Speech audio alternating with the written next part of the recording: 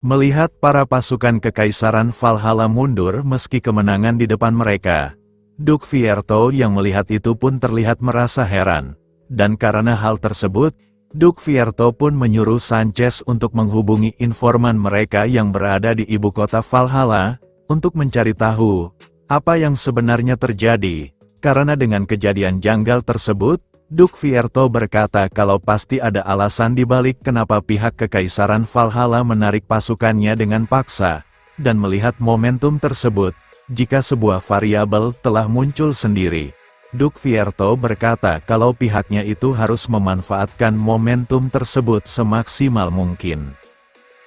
Setelah beberapa saat, seorang informan dari pihaknya pun menghadap ke hadapan Duk Fierto untuk memberitahukan informasi mengenai mundurnya pasukan Kekaisaran, dengan ia yang berkata, kalau alasan pasukan Kekaisaran mundur dikarenakan Roman Dimitri telah pergi ke ibu kota sendirian dan melakukan pembantaian sepihak, yang hal itu pun membuat Duk Fierto terkejut, karena ia tidak menyangka kalau Roman akan melakukan tindakan seberani itu untuk melawan Kekaisaran Valhalla. Informan itu lalu melanjutkan perkataannya kembali dengan mengatakan, kalau lebih jauh dari itu, dengan mengarahkan pedang tepat ke arah leher Kaisar Valhalla, situasi kepemimpinan dan seluruh ibu kota telah terbalik, dan karena hal tersebut, Count Gomez segera menarik kembali pasukannya. Mendengar hal itu, Sanchez yang terlihat senang pun berkata kepada Duk Fierto, kalau Roman yang ia hormati benar-benar bisa membalikkan keadaan yang dianggap mustahil untuk dilakukan, namun di balik kesenangan itu, mereka menyadari sesuatu hal. Kalau pihak Roman tidak peduli terhadap pasukan pemberontak dan malah memilih mengincar Kaisar secara langsung. Dan melihat fakta itu, Sanchez menyarankan kepada Duk Fierto untuk tidak tergesa-gesa mengakhiri hubungan dengan pihak kerajaan Dimitri, karena meski mereka telah diabaikan oleh pihak Roman Dimitri, mungkin di suatu saat pihaknya akan membutuhkan bantuan dari mereka kembali.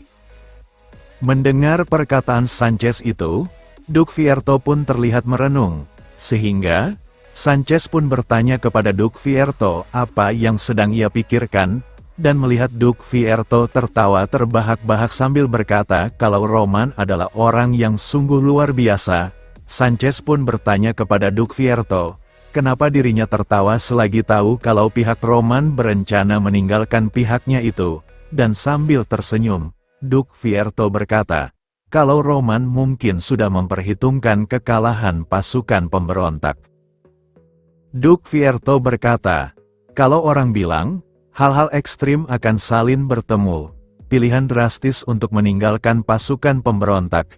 Ironisnya, hal itu malah membuat keluarga Kekaisaran Valhalla terpojok.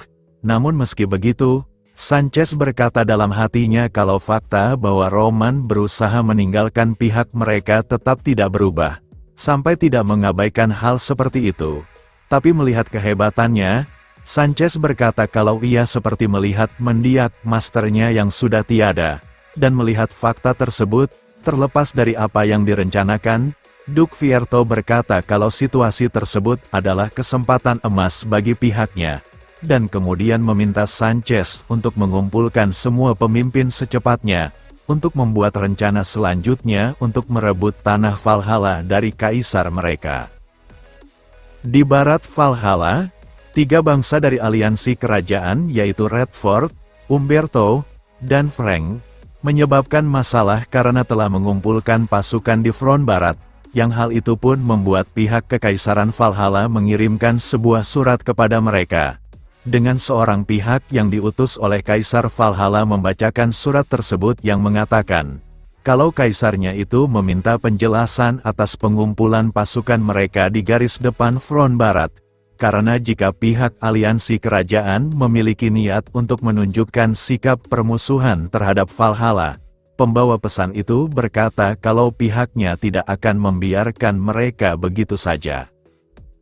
Calderon Drake sebagai perwakilan aliansi kerajaan yang mendengar hal itu pun berkata kepada pembawa pesan itu, kalau pihaknya sama sekali tidak berniat menunjukkan sikap permusuhan terhadap Valhalla, tetapi melihat situasi tersebut, Pembawa pesan itu bertanya kenapa mereka mengumpulkan pasukan di front barat, dan dengan tenang, Calderon Drake berkata kalau itu hanya untuk sebuah latihan saja. Namun tindakan dari aliansi kerajaan tersebut, menurut pembawa pesan itu adalah tindakan yang tidak tahu malu terhadap kekaisaran Valhalla mereka. Seakan-akan mereka sengaja menginjak-injak wibawa kekaisaran Valhalla dengan terang-terangan. Calderon Drake berkata kembali, seperti yang sudah diketahui, aliansi kerajaan sudah mengadakan sesi latihan tersebut secara rutin dan bukan hal yang baru dalam kegiatan tersebut, dan karena hal itu, Calderon Drake pun meminta tolong kepada pembawa pesan itu untuk menyampaikan pesan ke keluarga kekaisaran Valhalla, kalau pihak aliansi kerajaan dengan tulus berharap situasi tersebut dapat diselesaikan secara damai, karena pihaknya itu tidak akan melewati perbatasan Valhalla. Namun di balik ucapannya itu, Calderon Drake berkata dalam hatinya, kalau pihak Valhalla yang tidak mempercayai mereka, sama seperti pihaknya yang juga tidak mempercayai gencatan senjata dengan kekaisaran Kronos, yang hal tersebut pasti membuat kalau pihak Valhalla pasti menyimpan kecurigaan bahwa pihaknya itu dapat diserang kapan saja. Namun meski begitu, pihak Valhalla masih belum sepenuhnya terjebak dalam perangkap Roman Dimitri yang ia hormati. Sementara itu di ruangan kantor Markis Belfier, dia yang terlihat sedang gelisah pun berkata dalam hatinya, kalau pada hari ketika Roman menginjak-injak istana kekaisaran, sang kaisar yang pergi meninggalkan mereka untuk melarikan diri pun membuat Markis Belfier menyadari sesuatu hal. Kalau kaisarnya itu menganggap mereka hanyalah bidak catur yang akan dibuang ketika sudah tidak dibutuhkan lagi, yang hal tersebut pun membuat Markis Belfier merasa kecewa, karena bertahun-tahun yang ia berikan untuk kaisarnya itu sama sekali tidak berguna di mata kaisarnya itu, dan mengetahui kalau kekuatan keluarga kekaisaran juga tidaklah mutlak, jika dirinya bisa menghentikannya. Markis Belfier berkata kalau dirinya tidak ada pilihan lain selain mengikuti keinginan Roman Dimitri. Setelah panggilannya tersambung dengan Roman Dimitri, Roman pun bertanya tentang urusan Markis Belfier menghubunginya, dan Markis Belfier pun berkata, kalau ia merasa alasan Roman mengampuninya itu bukan cuma karena rasa ampunan, dan karena itu, Markis Belfier berkata kepada Roman, kalau dia meminta Roman untuk berterus terang saja, apa yang Roman inginkan terhadapnya itu, dan dengan tegas, Roman berkata kalau ia akan memberikan Markis Belfier 10 menit, dan di waktu tersebut, Markis Belfier harus membuktikan nilainya itu untuk Roman bisa mempercayainya.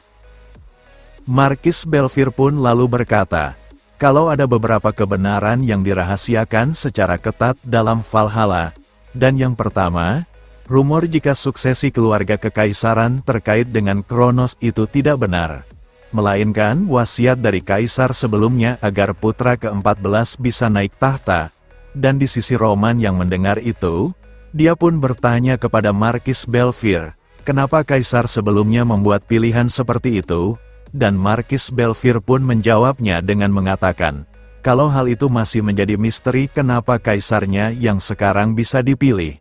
Dan pada saat Markis Belfier akan melanjutkan perkataannya, Roman langsung memotongnya dengan berkata, kalau informasi yang sepele itu yang dijadikan nilai Markis Belfier untuk dirinya benar-benar sangat mengecewakan.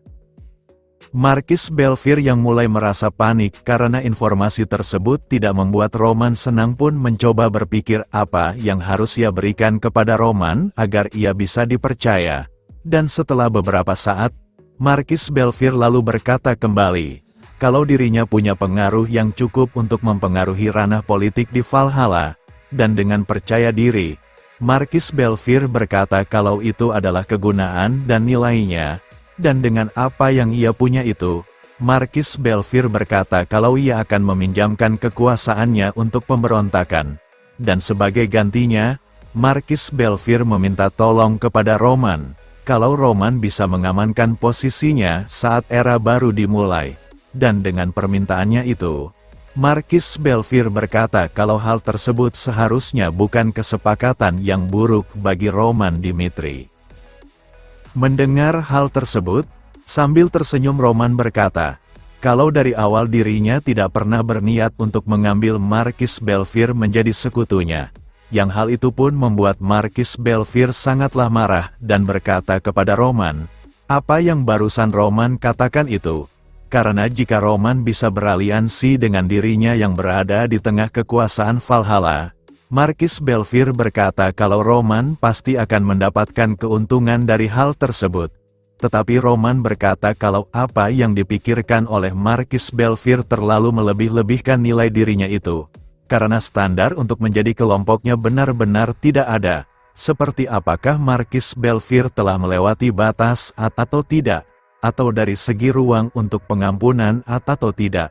Dari hal tersebut, Roman berkata kalau Markis Belfier tidak termasuk sama sekali.